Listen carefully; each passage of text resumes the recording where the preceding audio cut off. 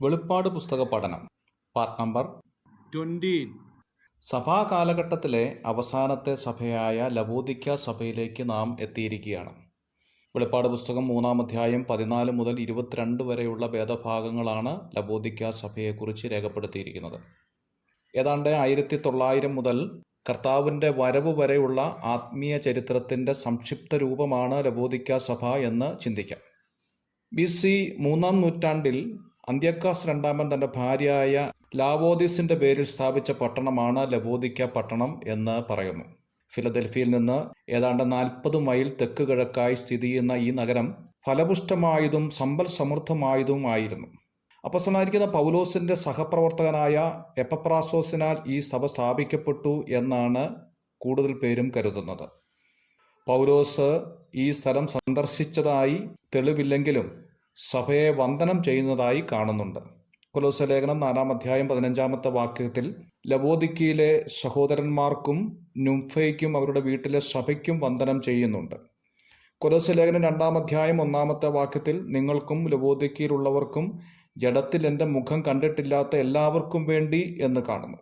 വീണ്ടും 4-ാം അധ്യായം 17-ാമത്തെ വാക്യത്തിൽ അർഹിപ്പാസിനോടും കർത്താവിൽ ലഭിച്ച ശുശ്രൂഷ നിവർത്തിപ്പാൻ നോക്കണം എന്നു പറവിൻ എന്ന് കാണുന്നു. ഒരുപക്ഷെ അർഹിപ്പാസ് ഈ സഭയിലെ മൂപ്പനായിരിക്കാം എന്നാണ് കൂടുതൽ പേരും വിശ്വസിക്കുന്നത്. 3-ാം അധ്യായത്തിൻ്റെ 14-ാമത്തെ വാക്യത്തിൽ വളരെ പ്രധാനപ്പെട്ടതായ ഒരു കാര്യം ഓർമ്മപ്പെടുത്തുകയാണ്. വിശ്വസ്തനും സത്യവാനുമായ സാക്ഷിയായി ദൈവസൃഷ്ടിയുടെ ആരംഭമായ എന്ന് തുടങ്ങുന്ന വാക്യം ഒരു പ്രത്യേക വിധത്തിൽ പരിചയപ്പെടുത്തുന്നത് ശ്രദ്ധിച്ചുവല്ലോ. ആമേൻ എന്നത് വെളിപ്പാടിൽ 4 പ്രാവശ്യം കാണുന്നുണ്ട്. ആമേൻ എന്ന എബ്രായ പദത്തിന് സത്യം എന്ന് വിവർത്തനം ചെയ്യേണ്ടതായിട്ടുണ്ട്. പഴയ നിയമത്തിൽ യഹോവയ്ക്ക് ആമേൻ എന്ന് വിളിക്കപ്പെട്ടു. യഹോവയ്ക്ക് മാത്രമേ തൻ്റെ വാക്കുകൾക്ക് ശേഷം ആമേൻ അഥവാ സത്യം എന്ന് പറയാനാവൂ.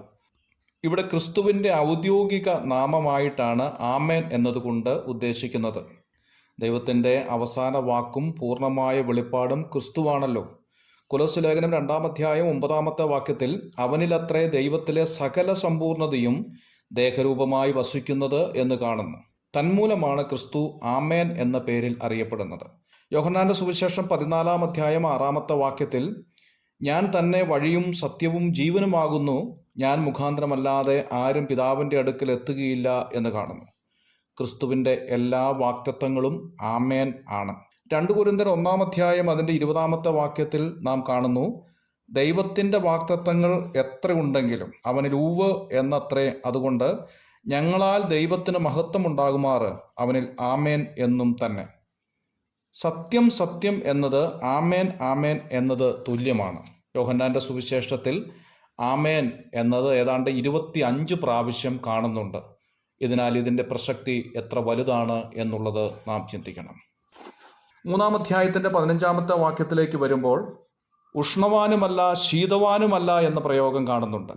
അതിൻ്റെ അർത്ഥം എല്ലാം അറിഞ്ഞിട്ടും ഒന്നും അറിയാത്തവനെ പോലെ ജീവിക്കുന്നവൻ എന്നാണ്. ദൈവമക്കളുടെ 3 അവസ്ഥയെക്കുറിച്ചാണ് ഈ ഭാഗത്ത് വിവരിക്കുന്നത്. 1 ഉഷ്ണാവസ്ഥ, 2 ശീതാവസ്ഥ, 3 ശീതോഷ്ണാവസ്ഥ. അപ്പോസ്തലനായിരിക്കുന്ന പൗലോസ് ശീതവാനായിരുന്നു എന്ന് കാണുന്നുണ്ട്. എന്നാൽ ക്രിസ്തുവിനെ കണ്ടെത്തിയപ്പോൾ താൻ ഒരു ഉഷ്ണവാനായി മാറുകയായിരുന്നു. വിശ്വാസികൾ അവകാശപ്പെടുന്നതായ 3 കാര്യങ്ങൾ കാണുന്നുണ്ട്.